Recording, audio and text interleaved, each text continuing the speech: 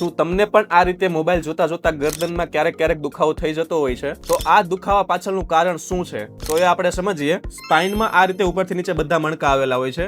તેમાં ઉપરની બાજુ સર્વાઇકલ કર્વ હોય છે, પછી થોરેસિક કર્વ અને એની નીચે લોર્ડોટિક કર્વ હોય છે. જ્યારે આપણે મોબાઈલ જોઈએ ત્યારે આ કર્વ મેન્ટેન ન રહેતા નીચેની બાજુ જતો હોય છે. તેના લીધે ગરદનના મણકા વચ્ચે આવેલી ગાદી ઉપર થોડુંક દબાણ આવે છે. સતત આ રીતે મોબાઈલ યુઝ કરવાથી ધીમે ધીમે દબાણ વધતું જાય છે અને સાથે ગરદનના મણકાની બાજુમાં આવેલા સ્નાયુ પર પણ ક્યારેક ખેંચાવ અથવા તો સ્વેલિંગ આવે છે, એટલે કે સોજો આવે છે. મોબાઈલ યુઝ કરવાની સાચી રીત કઈ છે? તો એ આપણે જોઈએ.